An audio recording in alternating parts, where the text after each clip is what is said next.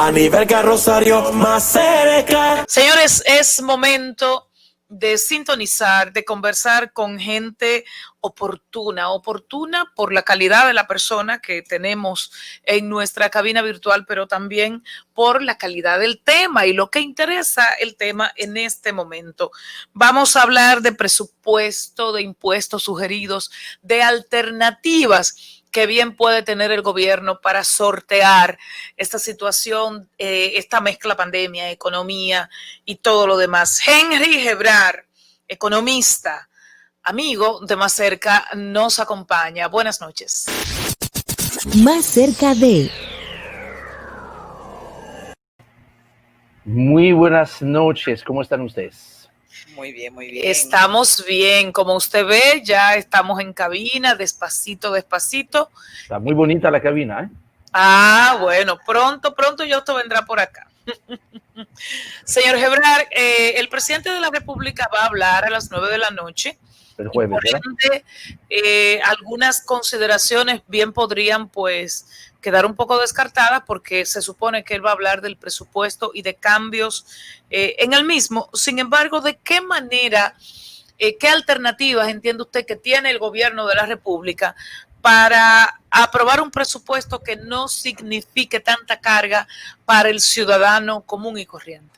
Ok, vayamos por parte. Yo creo que la primera alternativa, lo primero que tiene que hacer es mejorar considerablemente la comunicación. O sea, yo creo que el principio, no digo que sea el único problema, pero yo creo que lo que ha magnificado la dificultad de este tema ha sido la muy mala estructura comunicativa que acompañó, ¿no? este proyecto.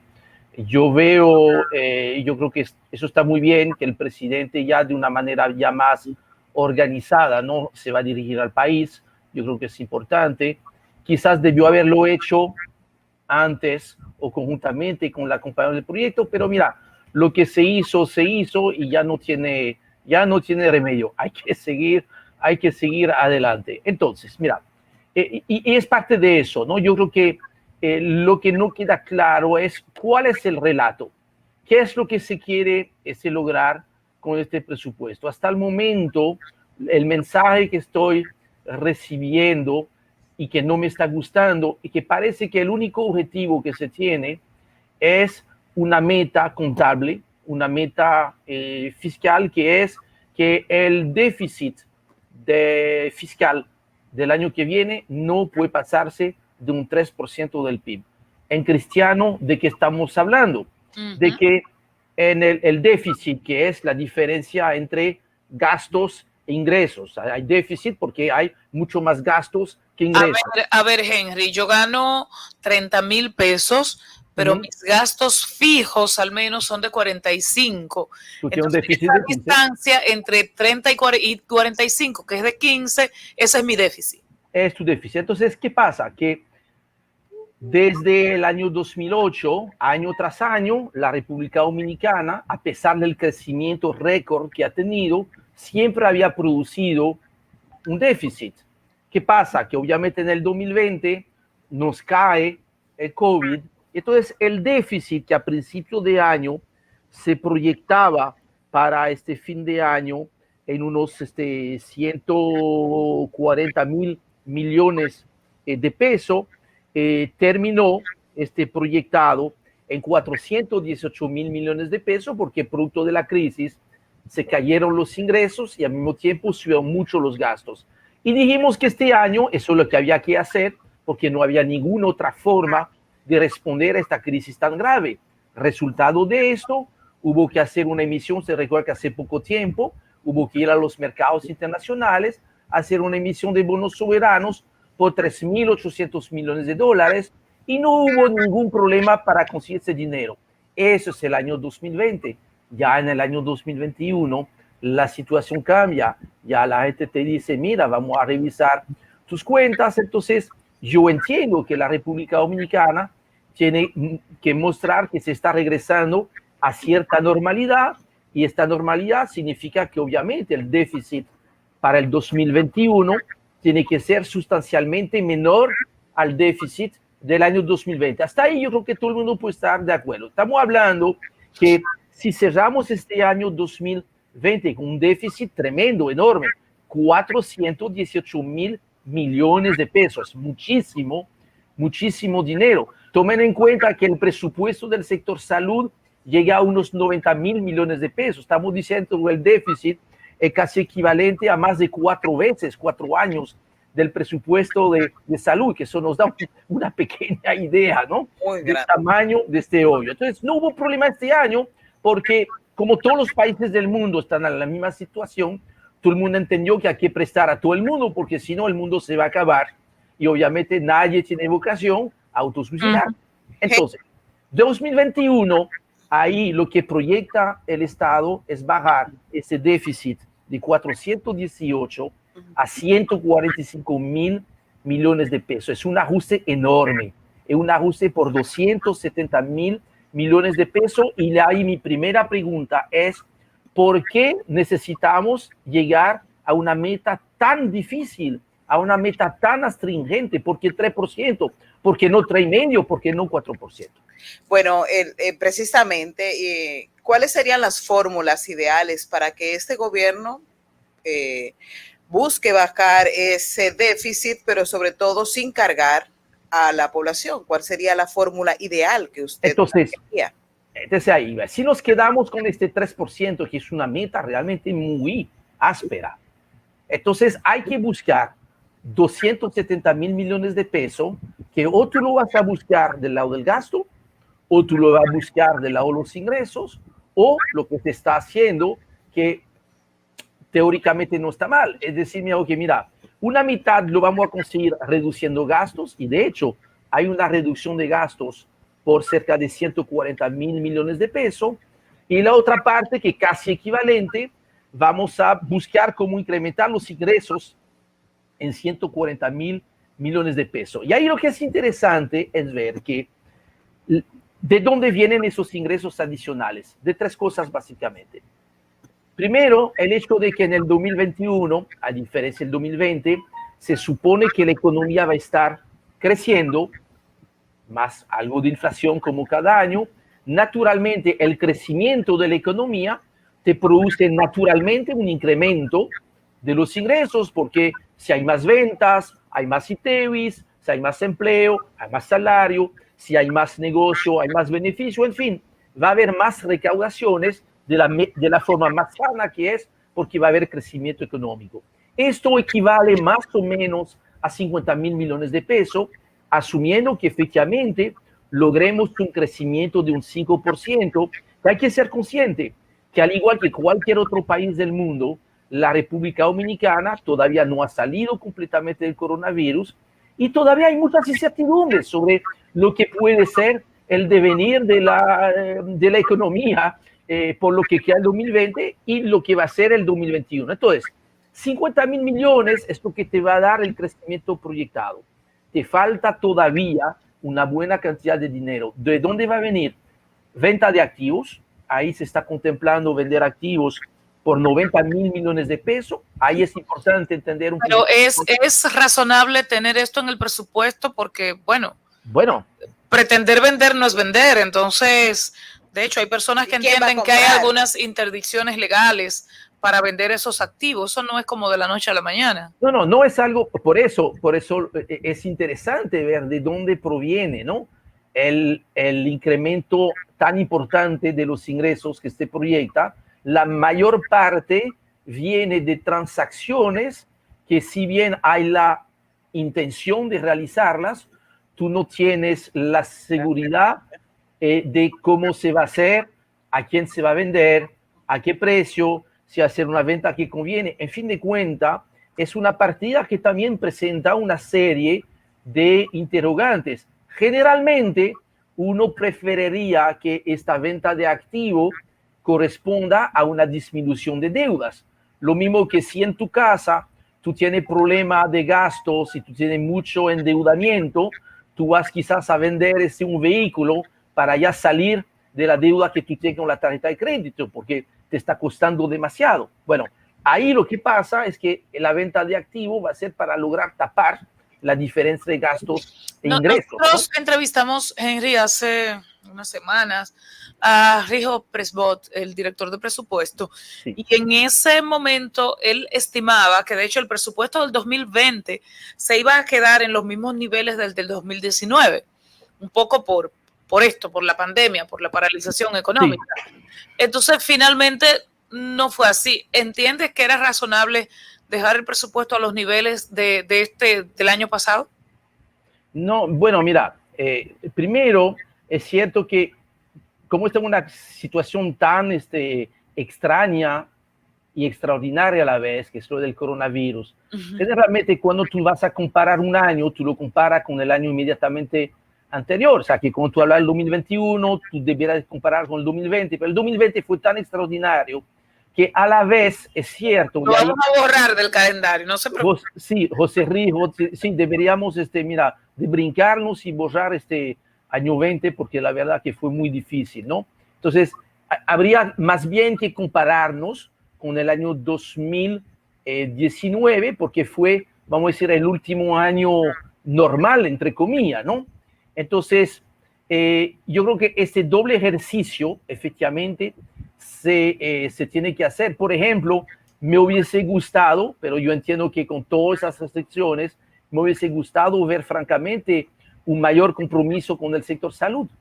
Pero entendemos al mismo tiempo que, fíjense, hay una cifra que nos da una idea de el hecho de haber postergado tantas veces, tantos años, las reformas, que era mucho más fácil hacer, y eso lo advertimos año tras año. Es más fácil hacer la reforma cuando todo está bien, cuando la economía está creciendo. Hemos acumulado déficit y deudas con la embriaguez de que estábamos creciendo. De repente se cae el crecimiento y viene la resaca de la deuda. Y la resaca de la deuda se llama pago de intereses. En el presupuesto 2021 hay una partida que es la segunda partida más importante después de la de educación, 184.000 millones de pesos para pagar los intereses. Estamos hablando básicamente 2 veces el presupuesto que se dedica al sector salud. Eso nos indica que si bien hay que, de la manera que sea, lograr cerrar este presupuesto 2021 para entrar en el año 2021, yo creo que todas esas dificultades para cuadrar con las cifras, para hacer que la población pueda estar apoyando un presupuesto, ya no podemos postergar más las reformas. Yo creo que ya no podemos seguir de parche en parche, porque ya la sábana no alcanza. No se puede estirar más. Henry, pero también hay mucha preocupación sobre los impuestos que pretenden desde el gobierno instaurar al sueldo 13 y a otras cosas que van directamente al a gas propano, por ejemplo, a los activos de los bancos, a las ganancias, se supone extraordinaria de farmacéuticas, de laboratorios, y como dijo Marisol, al pago, a los balances en dólares de la tarjeta, lo que indirectamente grava, por ejemplo, tener una cuenta en Amazon, tener una cuenta en Netflix y otras herramientas muy famosas en estos días.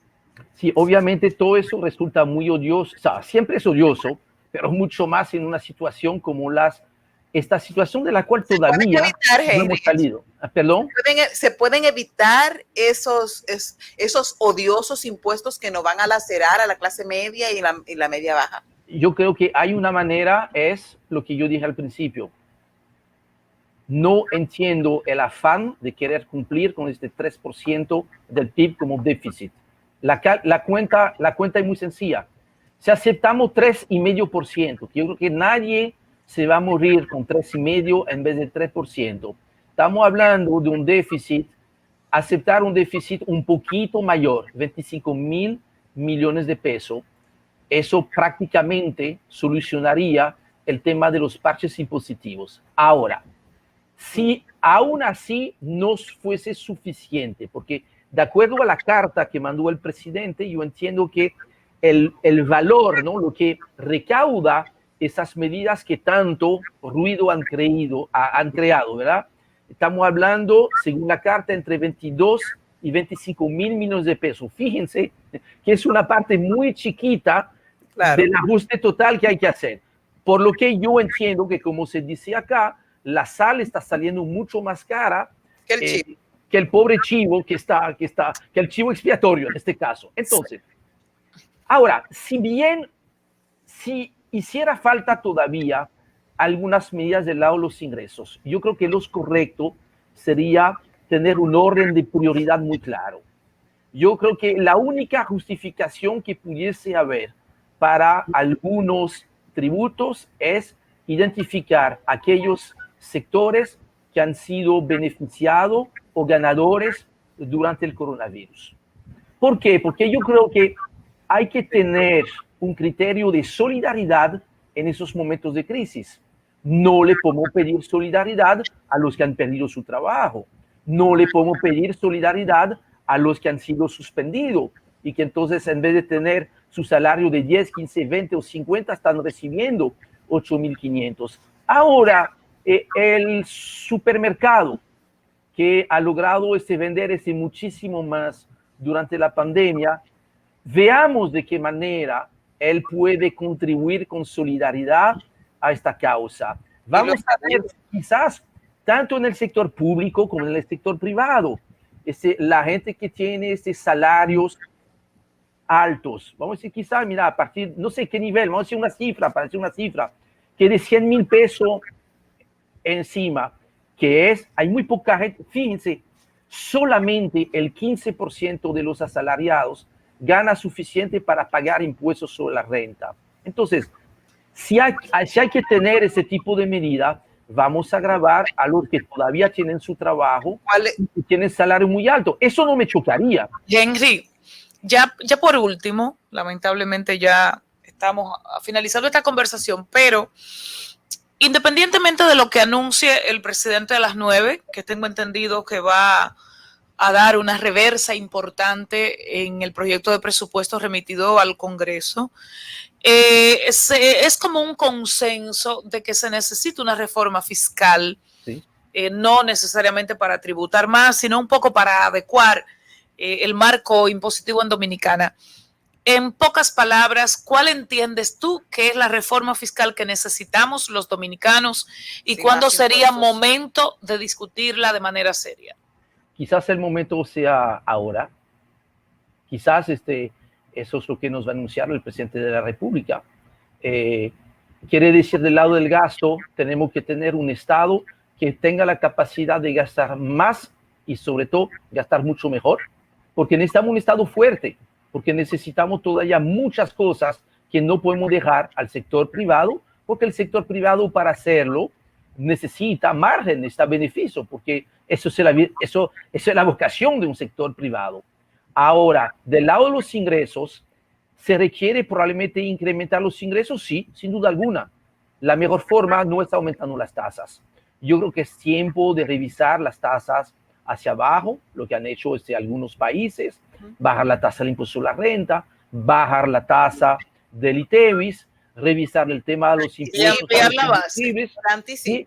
Y ampliando la base. Porque como se dice, a mí me enseñaron algo cuando yo viví en Costa Rica, yo no sé si usan la misma expresión, para mí me gusta eso, es que si hay patadas, hay para todos. Gracias Henry Gebrar, economista. Yo no sé hace qué tiempo que usted no se deleita así como con la buena música, por lo menos de manera colectiva. Eso vendrá, 2021 vamos a regresar porque se necesita, pero obviamente ahora tenemos todo que tratar de hacer un esfuerzo. Mire, a mí gente me ha dicho, mira, no es lo mismo con guitarra que con violín. Yo sé, mira, quizás sea cierto, pero ahora yo creo que todos de una u otra manera tenemos que ver cómo ayudamos al jefe de la orquesta, al director de la orquesta, porque si no corremos el riesgo de quedarnos sin la orquesta. Es importante, lo que está pasando ahora es importante. Vamos a esperar a ver qué dice el presidente de la República. La pelota está en su cancha, es el que tiene el liderazgo, y yo creo que ahí hay 3 palabras claves en esta crisis: liderazgo, transparencia y solidaridad. Necesitamos mucha solidaridad entre los que tienen más con la crisis hacia con los que tienen menos y más especialmente los que ya no tienen nada. Gracias, Henry. Y a lo que has dicho, yo sumo que si fracasa el gobierno, fracasa el país. Así que dejen de estar haciendo esas apuestas, porque esta república tiene que ir hacia adelante. Gracias a Henry Gebrar, economista, por acompañarnos en Más Cerca de. Vamos a la pausa y regresamos con mucho más. A nivel Rosario más cerca.